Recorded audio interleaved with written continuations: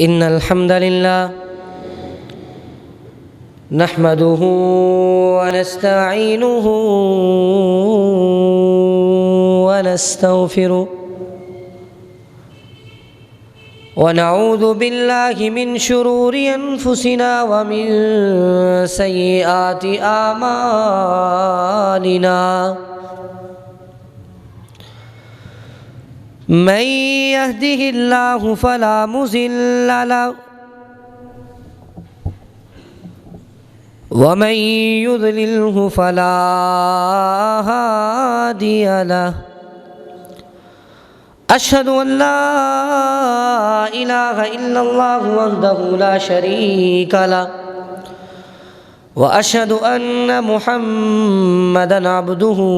ورسوله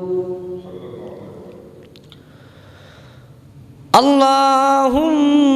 صل على محمد وعلى آل محمد كما صليت على إبراهيم وعلى آل إبراهيم إنك حميد مجيد اللهم بارك على محمد وعلى آل محمد كما باركت على إبراهيم وعلى آل إبراهيم إنك حميد مجيد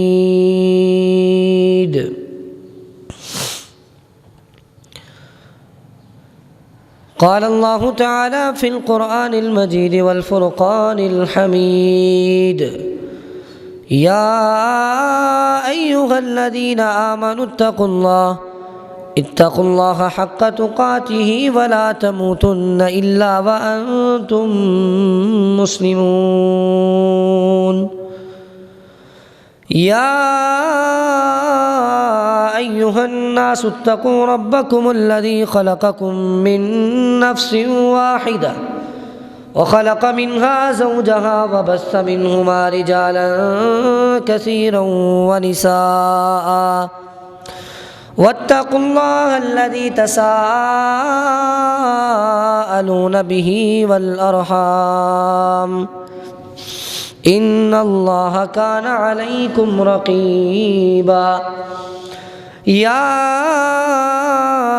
أيها الذين آمنوا اتقوا الله وقولوا قولا سديدا يصلح لكم أعمالكم ويغفر لكم ذنوبكم ومن يطع الله ورسوله فقد فاز فوزا عظيما أما بعد فإن خير الحديث كتاب الله وخير الهدي هدي محمد وشر الأمور محدثاتها وكل محدثة بدعة وكل بدعة ضلالة وكل ضلالة في النار أعوذ بالله السميع العليم من الشيطان الرجيم بسم الله الرحمن الرحيم فويل للقاسية قلوبهم من ذكر الله سب قسم کی حمد و ثنا اللہ وحدہ لا شریک کے لیے ہیں، جو ہمارا خالق ہے، مالک ہے، رازق ہے، ہر چیز پر قادر ہے، جو وہ چاہے کر سکتا ہے، اگر وہ چاہے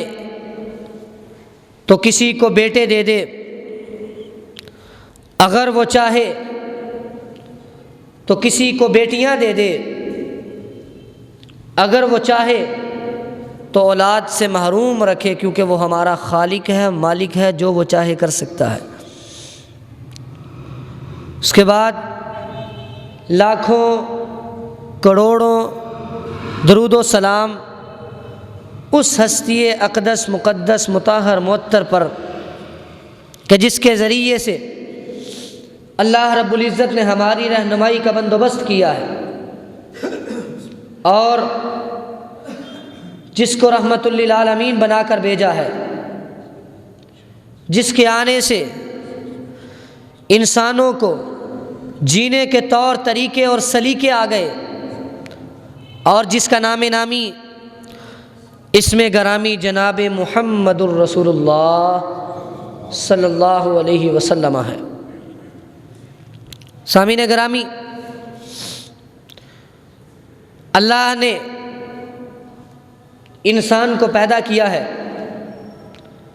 اور انسانی جسم میں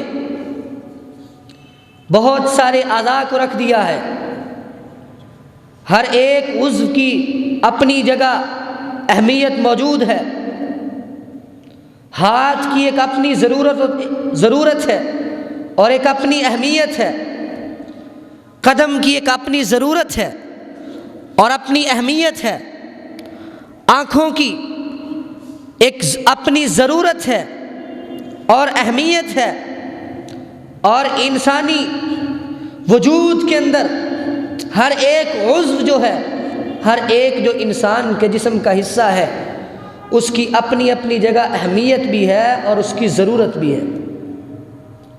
لیکن انسانی جو جسم ہے، اس جسم میں اللہ رب العزت نے ایک ایسا عضو رکھ دیا ہے، ایک ایسا حصہ رکھ دیا ہے، ایسا گوشت کا ٹکڑا رکھ دیا ہے جو سارے کے سارے جسم کا سردار ہے، جو سارے کے سارے جسم کا حاکم ہے، جو سارے کے سارے جسم کا بادشاہ ہے، اور وہ حصہ روحانی طور پر بھی انسان کے وجود کا سردار ہے اور جسمانی طور پہ بھی انسان کے وجود کا سردار ہے۔ اور وہ حصہ کیا ہے؟ وہ دل ہے، انسان کا دل۔ اللہ نے انسان کے وجود میں دل رکھا ہے اور اس دل کو تمام اعضاء کا سردار بنا دیا ہے۔ جسمانی طور پہ کیسے سردار ہے کہ اگر دل کی حرکت بند ہو جائے انسان کی زندگی ختم ہو جاتی، ہاتھ کی حرکت بند ہو جائے گزارا ہو سکتا ہے، آنکھ کی حرکت بند ہو جائے گزارا ہو سکتا ہے، پاؤں چلنا چھوڑ دے تو زندگی پھر بھی باقی رہتی ہے، اور کان سننا چھوڑ دے زندگی پھر بھی باقی رہتی ہے۔ لیکن اگر دل حرکت کرنا چھوڑ دے تو انسان زندہ نہیں رہتا۔ جسمانی طور پہ اللہ نے اس حصے کو جسم کا سردار بنا دیا ہے۔ جب اس حصے کی حرکت بند ہو جائے انسان کی سانسیں بند ہو جاتی ہیں، انسان کی زندگی ختم ہو جاتی ہے۔ تو جسمانی طور پہ اللہ نے اس حصے کو ہمارے جسم کا سردار اور بادشاہ بنا دیا ہے۔ یہ جیسے حکم دے گا ہمارے اعضاء ویسے کریں گے، جو دل میں خیال آئے گا ہاتھ وہی کام کریں گے، دل جس طرف جانے کو چاہے گا وہ اس طرف قدم چلیں گے، اور جو چیز کھانے کو دل چاہے گا انسان وہی چیز کھائے گا۔ اللہ نے دل کو انسانی جسم کا سردار بنا دیا ہے، اور یہ جسمانی طور پہ ہے، اور اللہ نے روحانی طور پہ بھی انسانی جسم کا سردار دل کو ہی بنایا۔ روحانی طور پہ کیسے؟ کہ اگر انسان کے دل میں اللہ کا ڈر آ جائے، دل میں اللہ کی خشیت آ جائے، دل میں اللہ کا خوف آ جائے، تو انسان کے سارا کا سارا وجود اللہ کے تابع بن جاتا ہے۔ اور اگر دل کے اندر گناہ ہو، ظلم ہو، خیانت ہو، دھوکے بازی ہو، فریب ہو، اگر دل کے اندر ہی بیماری ہو اور دل کے اندر ہی دھوکہ اور فریب ہو تو انسان کے سارے اعضاء بھی پھر دھوکہ کرتے ہیں۔ سارے کے سارے جسم کے اعضاء، اگر دل کے اندر اللہ کا ڈر ہے تو ہاتھ اللہ کی فرما برداری میں اٹھے گا، اگر دل کے اندر اللہ کا ڈر ہے تو قدم اللہ کی فرما برداری میں چلے گا، اگر دل کے اندر اللہ کا ڈر ہے تو آنکھیں وہ دیکھیں گی جو اللہ کی فرما برداری ہے، دل کے اندر اللہ کا ڈر ہے تو کان وہ سنیں گے جو اللہ کی فرما برداری ہے، اور اگر دل کے اندر اللہ کا ڈر نہیں تو کان پھر یہ خیال نہیں کریں گے جو میں سن رہا ہوں وہ اللہ کی فرما برداری ہے کہ اللہ کی نافرمانی ہے، پھر آنکھیں یہ خیال نہیں کریں گی کہ جو میں دیکھ رہا ہوں یہ اللہ کی فرما برداری ہے یا اللہ کی نافرمانی ہے، اور قدم جب اٹھیں گے، قدم جب بڑھیں گے تو قدم بھی یہ خیال نہیں کریں گے جس طرف میں چل کے جا رہا ہوں یہ اللہ کی فرما برداری ہے کہ اللہ کی نافرمانی ہے۔ تو اللہ نے انسانی جسم کا سردار بنا دیا ہے، روحانی طور پہ بھی اور جسمانی طور پہ بھی، اور یہ فیصلہ کر دیا، اللہ کے نبی کا فرمان ہے، فرمایا لا یستقیم الرجل حتی یستقیم قلبہ، آپ نے فرمایا کہ انسان اس وقت تک مستقیم نہیں ہو سکتا، صراط مستقیم پر نہیں آ سکتا، انسان اس وقت تک اللہ کا فرما بردار نہیں بن سکتا، اس کے اعضاء اس وقت تک اللہ کی فرما برداری اور اللہ کے تابع نہیں ہو سکتے جب تک اس کا دل اللہ کے تابع اور اللہ کا فرما بردار نہ بن جائے، اور فرمایا دل تب اللہ کا فرما بردار بنے گا جب اس کی زبان درست ہو جائے گی، جب اس کی زبان کا استعمال درست ہو جائے گا، جب زبان کا استعمال درست ہوگا تو اس کے دل کے اندر بھی پھر اللہ کا خوف اور دل کے اندر بھی نرمی آئے گی، جب دل کے اندر نرمی آئے گی تو پھر سارے کا سارا وجود جو ہے وہ نرم ہو جائے گا، اللہ کے سامنے عاجزی اور انکساری کو اختیار کر لے گا، اور یہ سارا معاملہ دل کا ہے کہ دل ایک ایسی چیز ہے جو انسان کو ہینڈل کر رہی ہے، اور جو ہم کہتے ہیں نا نفس کی خواہش، خواہش، میری چاہت، میرا دل کر رہا ہے، میں یہ چاہتا ہوں، میں کھانا چاہتا ہوں، یہ ساری چیزیں انسان کے دل سے نکلتی ہیں اور دل سے ان کی ابتدا ہوتی ہے۔ انسان کے دل کے اندر یہ احساسات اور یہ جذبات اللہ نے رکھ دیے ہیں کہ ہر انسان کی جو ایکٹیویٹی ہے، جو انسان جو حرکت کرتا ہے، جو انسان کرنا چاہتا ہے، جہاں انسان پہنچنا چاہتا ہے، وہ سارے جذبات، وہ ساری باتیں انسان کے دل سے نکلتی ہیں۔ جب دل ہی صحیح نہیں ہوگا تو سارے کے سارے کام بھی پھر غلط ہوں گے، اور جب دل صحیح ہوگا تو سارے کے سارے کام بھی صحیح ہوں گے، اور اللہ کے نبی صلی اللہ علیہ وسلم کا فرمان ہے، آپ نے فرمایا الا ان فی الجسد مضغہ اذا صلحت صلح الجسد کلہ، اذا صلحت صلح الجسد کلہ واذا فسدت فسد الجسد کلہ الا وہی القلب۔ آپ نے فرمایا کہ انسانی جسم میں اللہ نے ایک گوشت کا لوتھڑا رکھ دیا ہے، گوشت کا ٹکڑا رکھ دیا ہے، اور اگر وہ ایک ٹکڑا صحیح ہو جائے، اگر اس ایک ٹکڑے کی صفائی ہو جائے، اگر وہ ایک ٹکڑا صحیح اور درست ہو جائے تو سارے کے سارا جسم اور سارے کے سارے اعضاء صحیح ہو جائیں گے، اور اگر وہ ایک ٹکڑا خراب ہو جائے تو انسان کا سارا جو جسم ہے، جو اعضاء ہیں، وہ سارے کے سارے اعضاء خراب ہو جائیں گے۔ اور بتایا الا وہی القلب، وہ جو ٹکڑا ہے وہ دل ہے،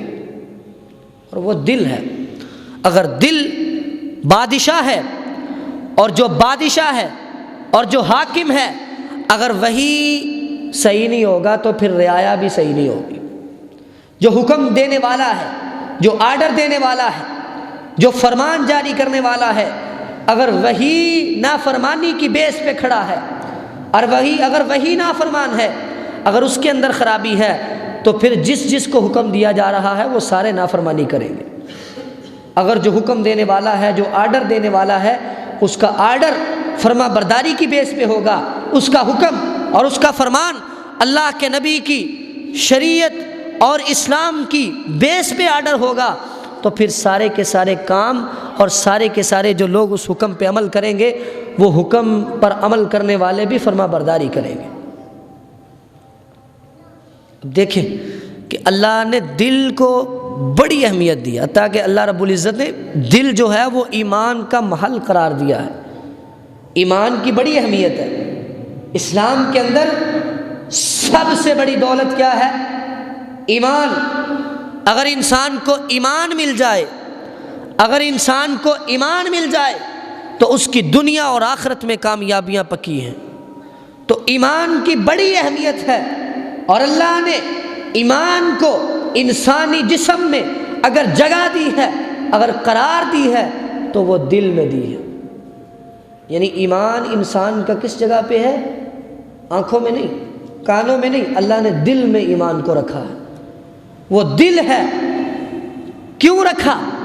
اللہ نے دل میں ایمان کو رکھا کیونکہ دل سے سارے کے سارے جذبات اور احساسات ابھرتے ہیں۔ دل ہر ایک چیز کو حکم دیتا ہے۔ جب دل کے اندر ایمان آ جائے گا تو سارے کے سارے احساسات اور سارے کے سارے جذبات اللہ کے تابع ہو جائیں گے۔ اللہ نے ایمان کو بھی دل میں رکھ دیا ہے، اور فرمایا وَلَٰكِنَّ اللَّهَ حَبَّبَ إِلَيْكُمُ الْإِيمَانَ وَزَيَّنَهُ فِي قُلُوبِكُمْ۔ اللہ نے اپنے محبوب بندوں کے دلوں میں ایمان کو جگہ دی ہے، اور ایمان ان کو محبوب ہو گیا ہے، اور اللہ نے ان کے دلوں میں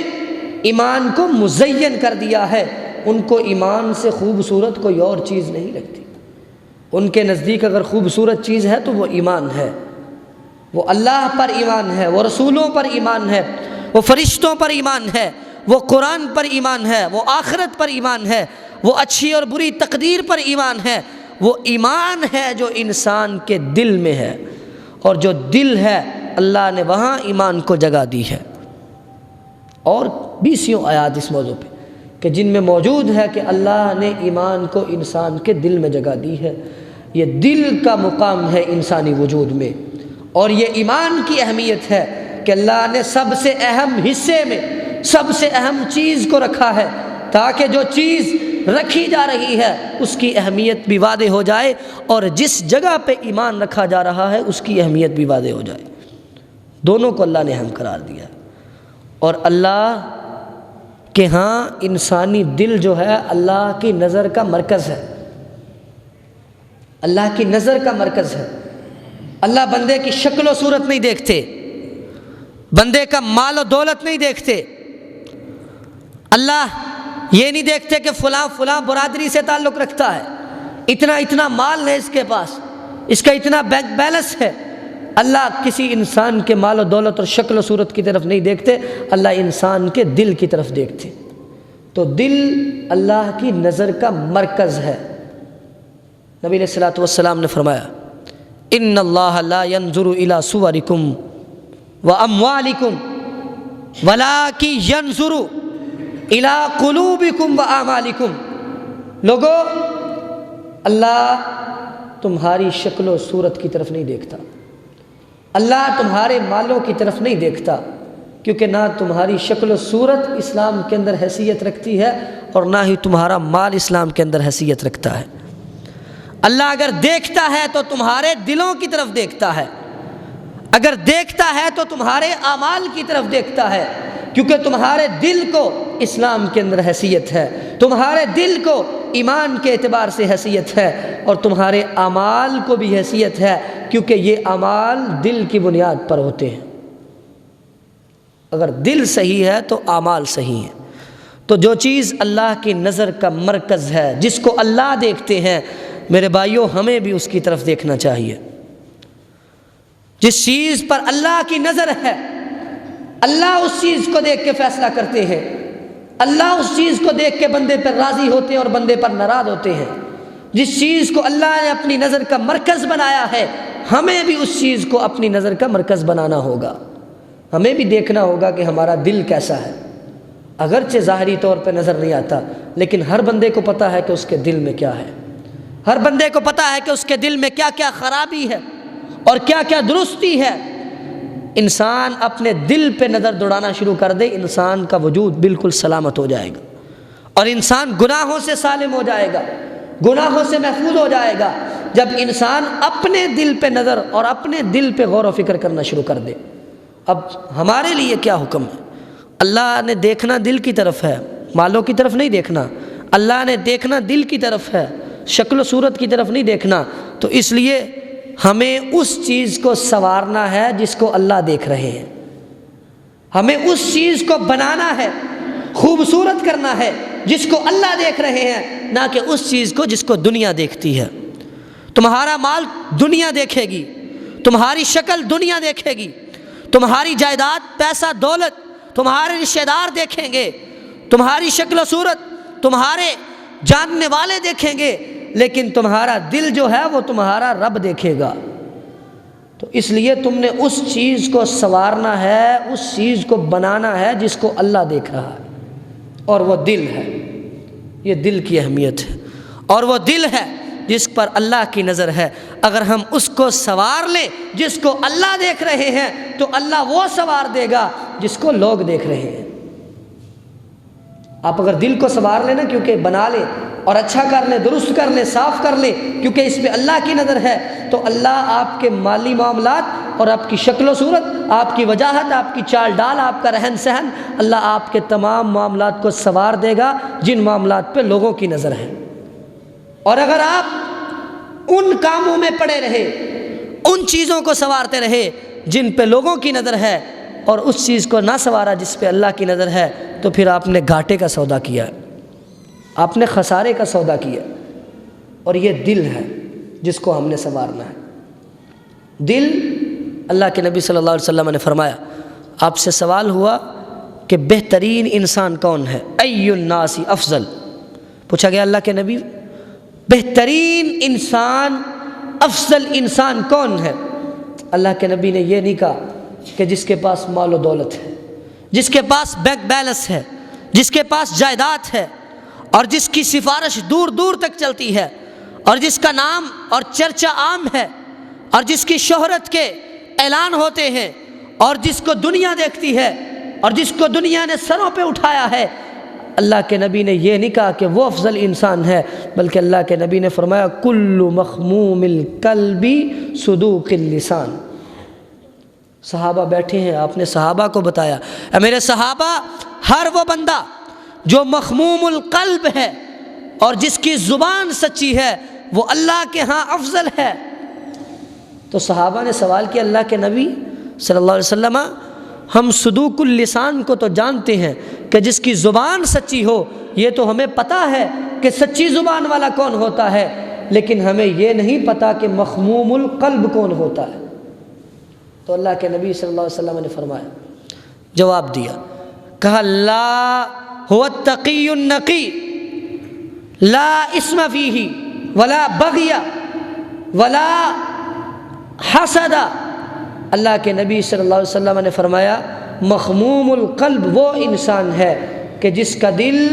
گناہوں سے صاف ہو، اور جس کا دل برائیوں سے پاک ہو، اور جس کے دل کے اندر اللہ کا ڈر، اللہ کا خوف اور خشیت ہو۔ اور مخموم القلب وہ انسان ہے کہ جس کے دل میں کوئی گناہ نہ ہو، جس کے دل میں حسد نہ ہو، جس کے دل میں بغض نہ ہو، جس کا دل گناہوں سے صاف ہو، وہ مخموم القلب ہے، اور جو مخموم القلب ہے وہ افضل انسان ہے۔ اب اللہ کے نبی نے افضل کسے کہا؟ اللہ کے نبی نے افضل کہا ہے کس کو؟ جس کے پاس مال و دولت ہے اسے نہیں کہا، بلکہ جس کے پاس دل ہے اسے کہا ہے۔ جس کے پاس ایک زندہ دل ہے، جس کے پاس ایک زندہ ضمیر ہے، جس کے پاس ایمانی غیرت ہے، جس کے پاس اسلامی غیرت ہے، اللہ کے نبی نے اسے افضل انسان کہا ہے۔ تو انسان کے اندر ایمانی غیرت کا ہونا لازمی ہے، اور انسان کے اندر اسلامی غیرت کا ہونا لازمی جز ہے، اور انسان کے اندر دل کی صفائی اور پاکیزگی کو اختیار کرنا یہ انسان کا لازمی وصف ہونا چاہیے۔ اپنے دل کی صفائی کی طرف غور کرنا چاہیے۔ انسان اپنے وجود کی صفائی کا خیال رکھتا ہے، اپنے کپڑوں کا خیال رکھتا ہے، اپنے چہرے کا خیال رکھتا ہے، بالوں کو سنوارتا ہے، چہرہ بھی دھوتا ہے، صابن بھی استعمال کرتا ہے، اور طرح طرح کی اشیاء بھی استعمال کرتا ہے، اپنے کپڑوں کو اچھی طریقے سے دھونے کے بعد استری کر کے پہنتا ہے تاکہ خوبصورت لگے۔ انسان جس طرح اپنے وجود کے باقی اعضاء کو سنوارتا ہے، ان کو دھوتا ہے، ان کی صفائی کرتا ہے، اس طرح انسان کو اپنے دل کی بھی صفائی کرنی چاہیے۔ اور دل کی صفائی ہوتی ہے آنسو بہانے سے، اللہ کے سامنے آ کے جھکنے سے، اللہ کے سامنے سجدہ ریز ہونے سے، اللہ کے سامنے اپنی التجائیں اور اپنی حاجتیں رکھنے سے، اور اللہ کو اپنا حقیقی مددگار بنانے سے، اللہ کو اپنا حقیقی رب العالمین بنانے سے انسان کے دل کی صفائی ہوتی ہے۔ تو انسان کو اپنے تمام معاملات کے ساتھ ساتھ اپنے دل کا بھی خیال رکھنا ہوگا۔ حالانکہ حقیقت یہ ہے، اور آج کل ہو یہ گیا ہے کہ انسان کو ساری دنیا کی فکر ہے، مال کی بھی فکر ہے، اولاد کی بھی فکر ہے، بیوی بچوں کی بھی فکر ہے، اپنے کپڑوں کی بھی فکر ہے، اپنی پرسنالٹی کی بھی فکر ہے، اور اپنی چال ڈال، اپنے رہن سہن کے طریقے کی بھی فکر ہے، گھر بار کی بھی فکر ہے۔ اگر فکر نہیں تو دل کی فکر نہیں۔ انسان اپنے ہی دل کو بلا بیٹھا ہے، اپنے ہی من کو بلا بیٹھا ہے، اپنے ہی ضمیر سے منہ موڑ دیا ہے۔ اگر انسان اپنے ہی من کو، اپنے ہی دل کو اور اپنے ہی ضمیر کو بلا دے گا تو چاہے ساری دنیا کے دلوں کا خیال رکھے، جب اس کا اپنا دل ہی صحیح نہیں ہے تو پھر کیسے کامیاب ہو سکتا ہے؟ پہلے اپنا دل صحیح کرنا پڑے گا۔ اللہ کے نبی صلی اللہ علیہ وسلم نے فرمایا کہ اللہ کے ہاں محبوب دل کون سا ہے؟ جس طرح اللہ کے ہاں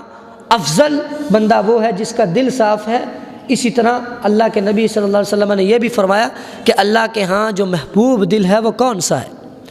فرمایا احبھا الیہ الینھا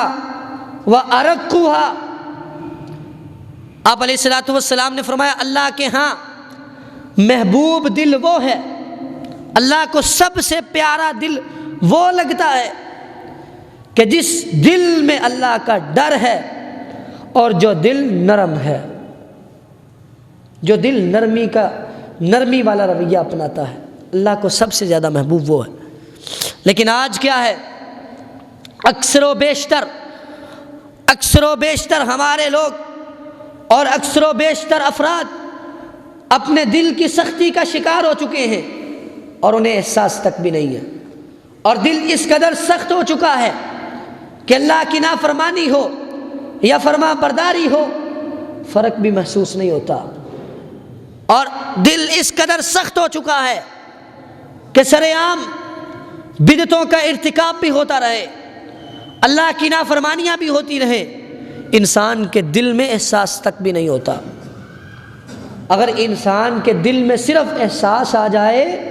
یہ بھی انسان کے ایمان کی نشانی ہے۔ اگر انسان کے دل میں احساس ہی پیدا ہو جائے کہ یہ کام برا ہے، یہ کام ٹھیک نہیں ہے، اگر یہ بات بھی آ جائے تو یہ بھی ایمان کی نشانی ہے۔ اللہ کے نبی صلی اللہ علیہ وسلم نے فرمایا من رآ منکرا فلیغیرہ بیدہ، جو برائی دیکھے اپنے ہاتھ سے اس برائی کو روکنے کی کوشش کرے۔ اگر وہ طاقت نہیں رکھتا ہاتھ سے روکنے کی تو اپنی زبان سے روکنے کی کوشش کرے، اگر طاقت نہیں رکھتا تو کم از کم اپنے دل میں اس برائی کو برا جانے۔ ذالک اضعف الایمان،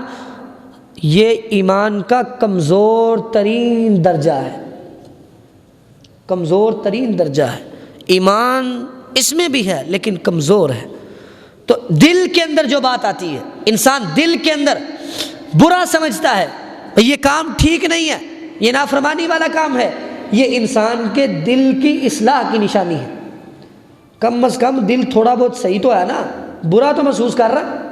وگرنہ آج حالت یہ ہو گئی ہے کہ دل اس قدر سختی کا شکار ہو چکا ہے کہ سر عام بے حیائی چل رہی ہے، اور حیا باختہ لٹریچر شائع ہو رہے ہیں، اور فلمیں اور گانے عام چلائے جا رہے ہیں، اور موسیقی کے آلات عام بجائے جا رہے ہیں، اور گانے بسوں کے اندر، گاڑیوں کے اندر، سواریوں کے اندر چل رہے ہیں۔ کوئی ایک بندہ بھی ایسا نہیں جو یہ کہہ دے کہ بھائی اس گانے کو بند کر دو۔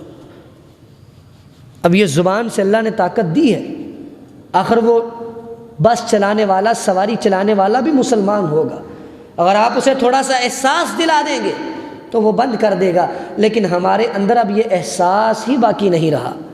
تو بتائیں کہ ایمان کیا ہے؟ کہ کم از کم احساس آ جائے، اور جب احساس آئے گا تو پھر انسان احساس کے بعد اگلے درجے پہ جائے گا یعنی زبان سے روکنے کی کوشش کرے گا، پھر اس سے اگلے درجے پہ جانے کے بعد انسان اپنے ہاتھ سے روکنے کی کوشش کرے گا۔ لیکن اگر انسان کے اندر ایمان ہی نہیں ہے تو درجے کیسے آئیں گے؟ تو انسان کے اندر کم از کم احساس ہونا چاہیے کہ برائی دیکھے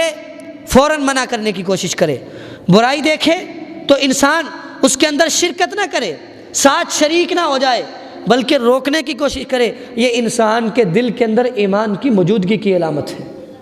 اور انسان کے دل کی اصلاح کی علامت ہے۔ اور اسی طریقے سے انسان اپنے دل کی صفائی کرتا ہے۔ ایک دفعہ ایک گناہ کے کام کو روکا،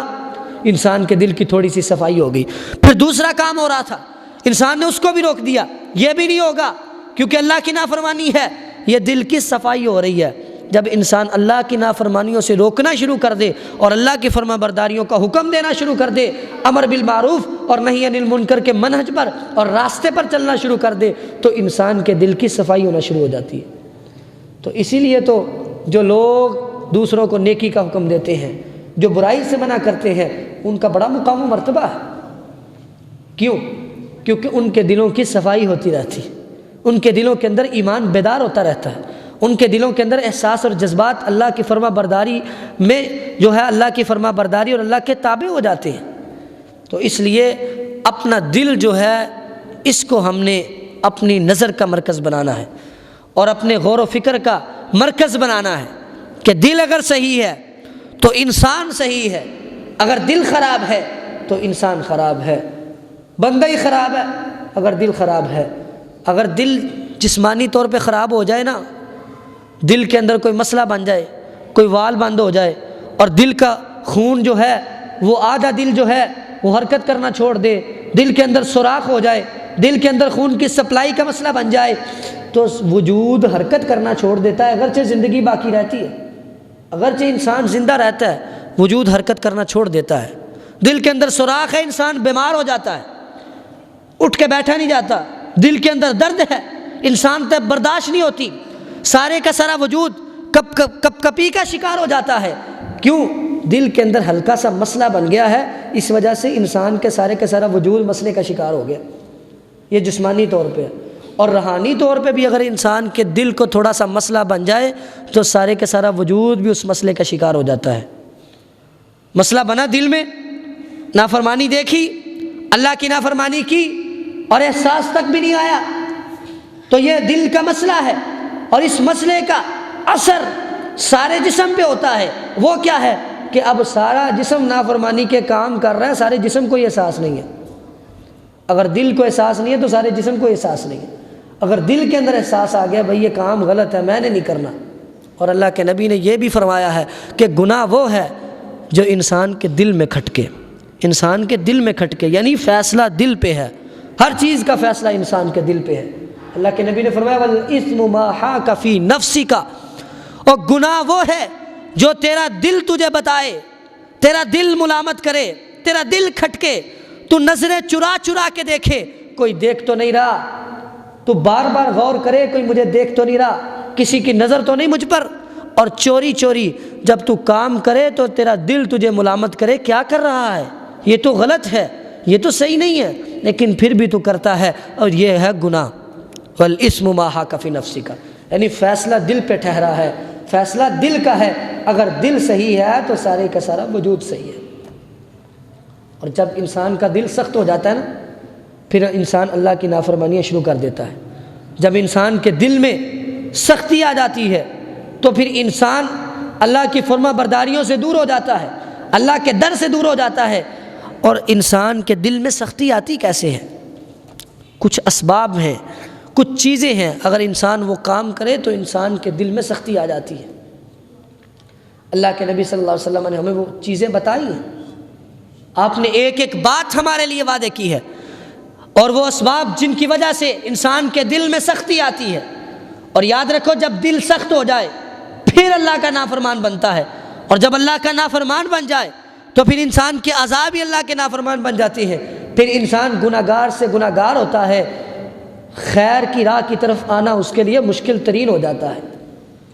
اور دل کی سختی کیسے ہوتی ہے؟ اللہ کے ذکر سے جب اعراض کر لیا جائے تو انسان کا دل سخت ہو جاتا ہے۔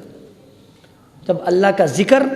جیسا کہ رات ربانی صاحب بھی بیان کر رہے تھے کہ انسان کو اللہ کے ذکر کے اندر مشغول رہنا چاہیے۔ انسان اپنے کاروبار میں ہے، اپنے گھر میں ہے، اپنے بچوں میں بیٹھا ہوا ہے، انسان کوئی اور کام کر رہا ہے، نماز پڑھ رہا ہے، نماز تو ویسے ہی اللہ کا ذکر ہے، مسجد میں بیٹھا ہے، فارغ بیٹھا ہے، زبان سے اللہ کا ذکر کر لے، سبحان اللہ و بحمدہ سبحان اللہ العظیم، بالکل آسان سے کلمات ہیں، انسان یہی پڑھتا رہے۔ جب انسان اللہ کے ذکر کو چھوڑ دیتا ہے،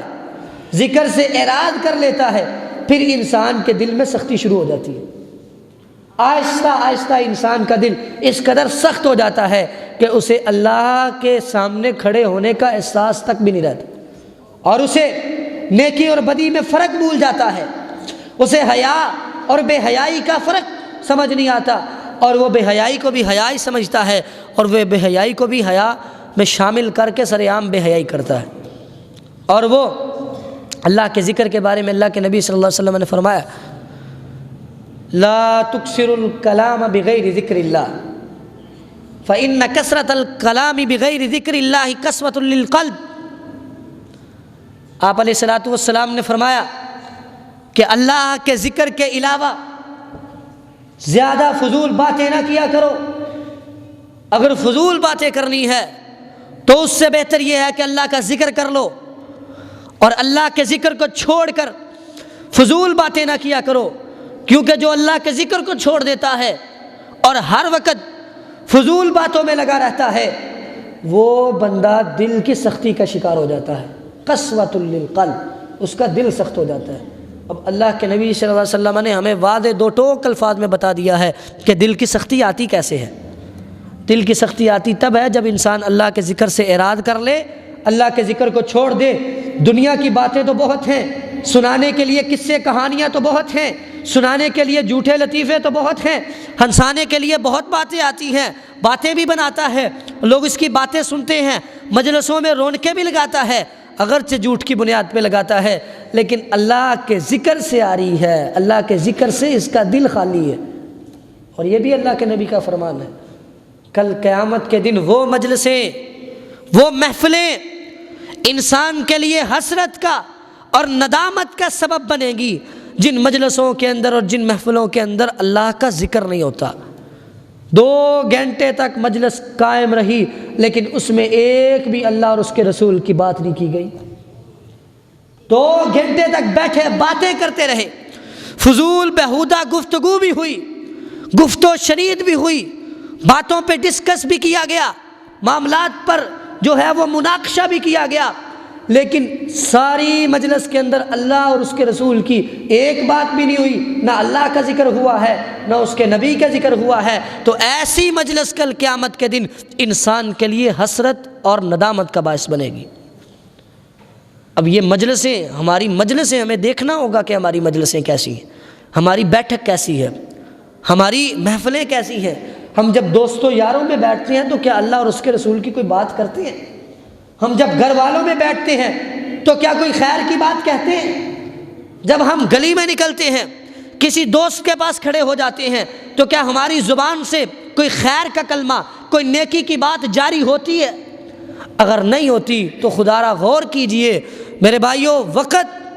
وقت جو ہے انسان کو پھر حسرت کا باعث بنا دیتا ہے، انسان کو نشانی بنا دیتا ہے، عبرت بنا دیتا ہے۔ انسان پھر سوچتا ہے کہ میری مجلسیں کاش صحیح ہوتی، اور پھر جب قیامت کو یہ حسرت ہوگی نا، پھر اب پچھتایا کیا فائدہ جب چڑیاں چگی کھیت، کہ اب کوئی فائدہ نہیں۔ وہ جو زندگی تھی، وہ جو تمہیں وقت دیا گیا تھا، وہ جو تمہاری مجلسیں تھی، تمہیں بتایا بھی گیا، تمہیں سمجھایا بھی گیا، یہ نہیں کہ تمہیں پتہ نہیں ہے، تم لا علم ہو، تم جاہل ہو، تم ناواقف ہو، تمہیں کچھ نہیں پتہ، یہ نہیں، تمہیں سب کچھ پتہ ہے، تمہیں علم بھی ہے، تمہیں پتہ بھی ہے، تم جانتے بھی ہو کہ اللہ کے ذکر سے اگر مجلس خالی ہو تو وہ مجلس کل قیامت کے دن تمہارے لیے حسرت کا سبب بنے گی، ندامت کا سبب بنے گی، اور اس مجلس میں کی گئی ایک ایک بات کا تمہیں حساب دینا ہوگا۔ اگر اللہ کا ذکر کر دو گے تو کم از کم اللہ کو یہ تو جواب دے سکو گے کہ یا اللہ تیرا ذکر کیا تھا، تیری بات بھی کی تھی، اللہ خیر کی بات بھی کی تھی، لیکن اگر خیر کی بات نہیں کی، کوئی نیکی کی بات نہیں کی، مجلس قائم ہے، بیہودہ گفتگو ہو رہی ہے، اور کوئی اللہ اور اس کے رسول کی بات نہیں، تو کل قیامت کے دن پھر اس مجلس میں کی گئی ایک ایک بات کا تمہیں حساب دینا ہوگا کہ فلاں فلاں بات تم نے کی تھی، بتا کیوں کی تھی، مقصد کیا تھا، اور اس بات کا پتہ تھا کہ نہیں پتہ تھا، یہ بری ہے کہ نہیں بری۔ اور واقعتاً انسان کو پتہ ہے، انسان کا دل بتا دیتا ہے کہ جو میں بات کر رہا ہوں یہ بری ہے، یہ اچھی بات نہیں ہے، یہ بری بات ہے۔ تو یہ اللہ کا ذکر ہے جو انسان کی دل کی صفائی کرتا ہے، اور یہ اللہ کا ذکر ہے کہ اگر اسے چھوڑ دیا جائے تو انسان کے دل کی سختی ہو جاتی ہے، اور یہ اللہ کا ذکر ہے اگر اسے چھوڑ دیا جائے تو کل قیامت کے دن انسان حسرت اور ندامت کا شکار ہوگا۔ تو اس لیے انسان کو اللہ کے ذکر کے ساتھ تعلق قائم رکھنے کی کوشش کرنی چاہیے۔ اللہ کے نبی صلی اللہ علیہ وسلم، نبی علیہ الصلوۃ والسلام کے اللہ نے سارے کے سارے گناہ معاف کر دیے تھے، آپ کی اگلی اور پچھلی خطائیں اور کوتاہیاں ساری کی ساری اللہ نے معاف فرما دی تھی، لیکن پھر بھی اللہ کے نبی اللہ تعالیٰ کا ہر وقت ذکر کرتے رہتے تھے، ہر وقت اللہ کا ذکر کرتے رہتے تھے۔ بلکہ حضرت عائشہ رضی اللہ تعالیٰ عنہا کا فرمان ہے، نبی علیہ الصلوۃ والسلام کان یذکر اللہ فی کل احیانہ، اللہ کے نبی ہر حال میں اللہ کا ذکر کرتے رہتے تھے۔ آپ کا سونا بھی اللہ کی یاد میں، آپ کا جاگنا بھی اللہ کی یاد میں، آپ کی مجلسیں بھی اللہ کی یاد میں، آپ کی بیٹھک بھی اللہ کی یاد میں، آپ کی نماز بھی اللہ کی یاد میں، آپ کا جہاد بھی اللہ کی یاد میں، آپ کا چلنا اور کسی کی طرف چل کے جانا، آپ کا ملاقات کرنا بھی اللہ کی یاد میں۔ اللہ کے لیے ملنے جا رہا ہوں، اللہ کے لیے مسلمان بھائی سے پیار سے بات کر رہا ہوں، اللہ کے لیے مسلمان بھائی کی مدد کر رہا ہوں، اللہ کے لیے کسی کا ساتھ دے رہا ہوں، اللہ کے لیے میں کسی کی سفارش کر رہا ہوں۔ یہی تو اللہ کا ذکر ہے کہ ہر کام میں اللہ کو بیس بنا لو، اللہ کی ذات کو، اللہ کی رضا کو بیس بنا لو کہ میں اللہ کی رضا کے لیے کر رہا ہوں، اللہ کی رضا چاہیے، مجھے بدلہ نہیں چاہیے۔ انما نطعمکم لوجہ اللہ لا نرید منکم جزاء ولا شکورا۔ وہ ہے مومن کہ جو کہتے ہیں ہم کھلاتے ہیں، غریبوں کو دیتے ہیں، فقیروں کو دیتے ہیں، ہم کھانے کے دسترخوان بھی لگاتے ہیں، اور ہمیں ان فقیروں سے کچھ نہیں چاہیے، ہمیں بدلہ چاہیے اور نہ جزا چاہیے، ہمیں صرف اللہ کی رضا چاہیے۔ یہ ہے انسان کا دل اور انسان کے دل کی صفائی اور انسان کے دل کے اندر ایمان کی نشانی کہ انسان کا دل جب اللہ کے ذکر میں مشغول ہو جاتا ہے تو انسان کی زندگی اللہ کے ذکر میں مشغول ہو جاتی ہے، اور پھر انسان کا ایک ایک کام جب اللہ کی فرما برداری میں ہوگا تو وہ اللہ کا ذکر ہی ہوگا، کیونکہ انسان جب وہ کام اللہ کی فرما برداری میں کر رہا ہے تو وہ اللہ کو یاد کر کے اللہ کا تصور اپنے ذہن میں رکھ کے کر رہا ہے، تو یہی تو اللہ کا ذکر ہے۔ اللہ کا ذکر جب ہوگا تو انسان کے دل کو زندگی ملے گی، انسان کے دل کو جلا ملے گی،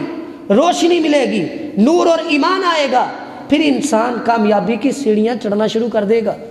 اور پھر انسان صفائی کی منزلیں طے کرتا کرتا اپنے دل کو جب صاف کر لے گا پھر انسان کامیاب و کامران بن جائے گا۔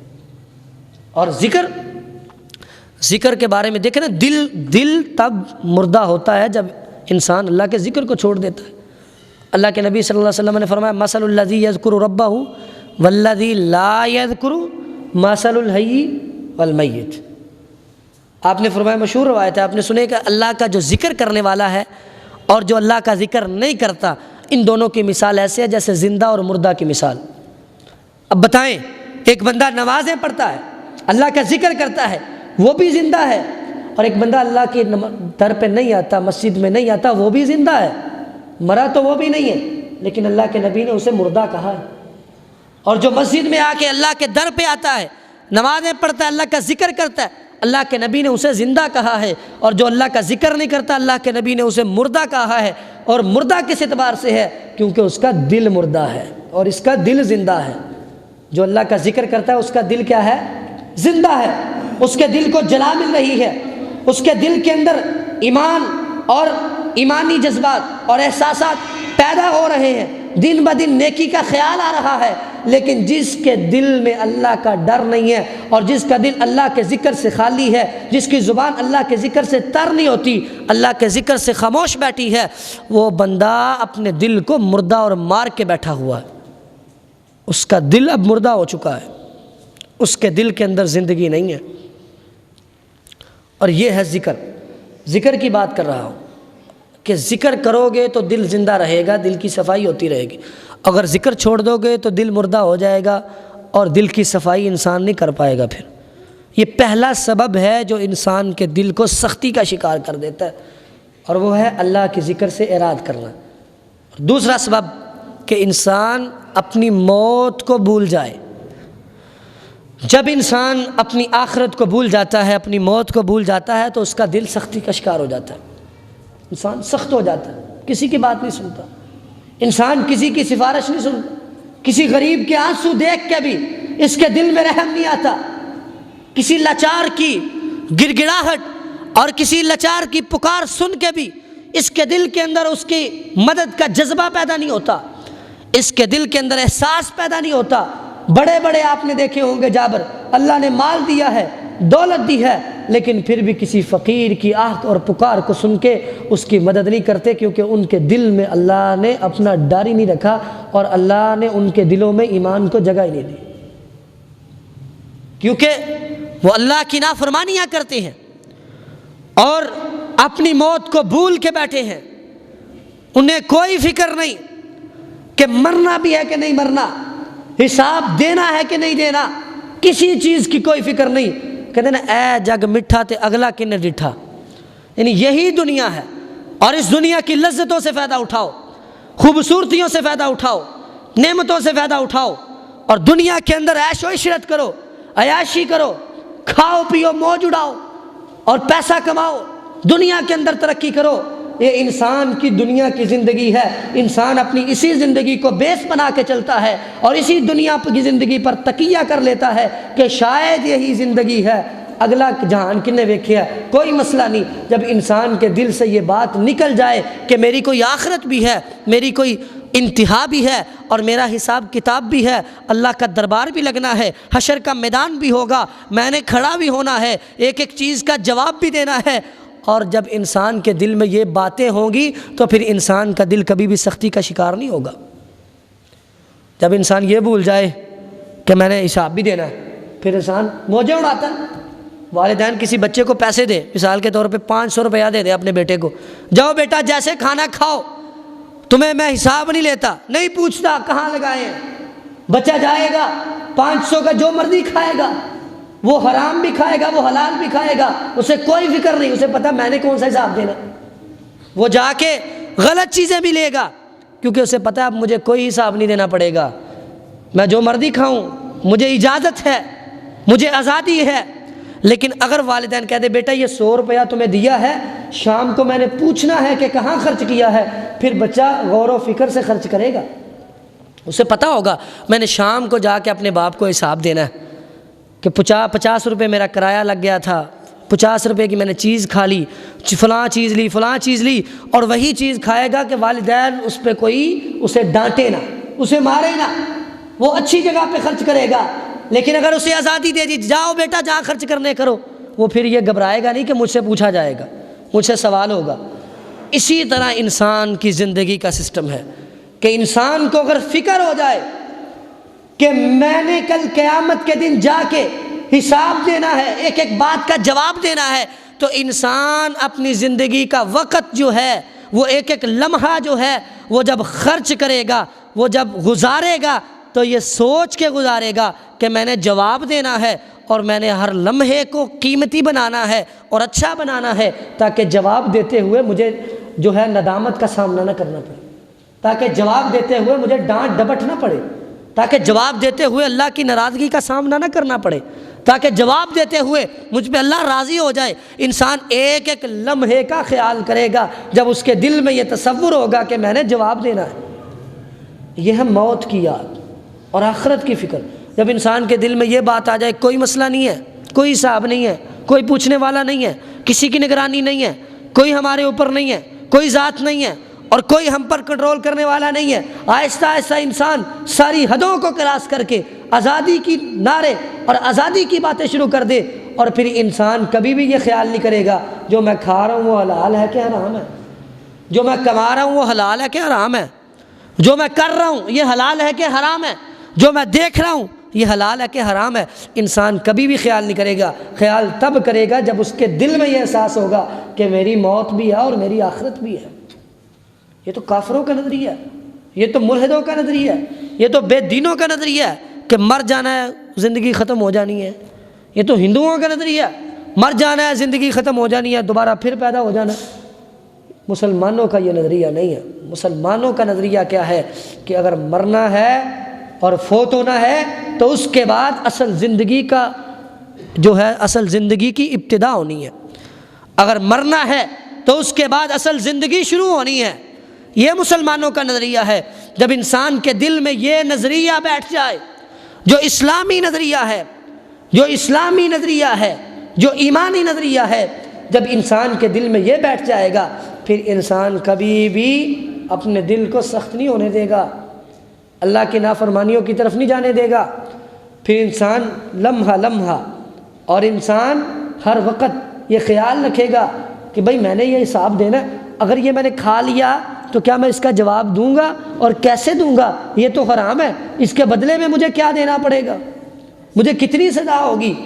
اگر یہ کھاؤں گا، اگر یہ کروں گا تو اللہ نے مجھ سے کیا بدلہ لینا ہے اور اللہ مجھے کیسے سزا دیں گے؟ اگر میں نے کسی مسلمان کو تھپڑ مار دیا تو کل قیامت کے دن مجھے بھی دربار میں کھڑا کیا جائے گا، اللہ کے سامنے کھڑا کیا جائے گا۔ جس کو میں نے تھپڑ مارا ہے، کل قیامت کے دن میری نیکیاں اسے دے دی جائیں گی۔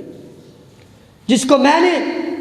اپنے ظلم کا سامنا کروایا ہے، جس کو میں نے مظلوم بنایا ہے، جس پر میں نے ظلم کیا ہے، کل قیامت کے دن میری نیکیاں اسے مل جائیں گی۔ اگر میری نیکیاں ہوئی نہ تو اس کے گناہ میرے پلڑے میں ڈال دیے جائیں گے۔ اگر انسان کے دل میں اس طرح کا تصور آ جائے تو انسان کسی پہ کبھی بھی ظلم نہ کرے، کبھی کسی کی غریب کا حق نہ مارے، کبھی کسی اپنے بچے کا، اپنی بیٹی کا، اپنے رشتہ داروں کا، اپنے ہمسایوں کا، اپنے گھر والوں کا اور اپنے محلے داروں کا، اپنی سوسائٹی کا، اپنے شہر کا، اپنے محلے کا، معاشرے کا، کسی کا بھی انسان حق نہیں مارے گا جب اسے یہ پتہ ہوگا اگر حق مارا تو کل قیامت کے دن یہ حق ادا کرنا ہوگا، اور یہ حق پھر ایسے ادا ہوگا کہ انسان کی نیکیاں اس بندے کو دے دی جائیں گی جس پر ظلم ہوا ہے۔ اور وہ قیامت کا دن جب ایک ایک نیکی کو انسان ترسے گا، جب ایک ایک نیکی کو ترس رہا ہوگا، اس کی نیکیاں اٹھا کے دوسرے کے پلڑے میں ڈالی جا رہی ہوں گی، تو انسان اس وقت پھر ندامت اور حسرت کو لیے بیٹھے گا۔ ایک ایک نیکی کو ترس رہا ہے، نیکیاں پہلے ہی کم ہیں لیکن پھر بھی اس کی نیکیاں دوسرے کے پلڑے میں ڈالی جا رہی ہیں، اس سے بڑی حسرت ندامت کیا ہو سکتی ہے؟ تو یہ تصور اگر بیدار ہو جائے تو انسان کا دل جو ہے وہ زندہ ہو جاتا ہے اور وہ زندگی والا ہو جاتا ہے، اس کی صفائی ہو جاتی ہے اور وہ نرم ہو جاتا ہے۔ اگر یہ تصور مردہ ہو جائے، یہ تصور ناپید ہو جائے تو انسان کا دل بھی مردہ ہو جاتا ہے، ضمیر بھی مردہ ہو جاتا ہے اور دل پھر گندا ہو جاتا ہے، خراب ہو جاتا ہے، بیمار ہو جاتا ہے اور گناہوں کا شکار ہو جاتا ہے۔ اللہ سے دعا ہے کہ اللہ تعالی ہمیں ایسے اسباب سے بچنے کی توفیق عطا فرمائے جو دل کو سخت کرتے ہیں، اور اللہ تعالی ہمیں ایسے اسباب اختیار کرنے کی توفیق عطا فرمائے جو دل کو نرم کرتے ہیں۔ اللہ سے دعا ہے کہ اللہ تعالی ہمیں کتاب و سنت پر صحیح طریقے سے عمل کرنے کی توفیق عطا فرمائے۔ وآخر دعوایا ان الحمد للہ رب العالمین۔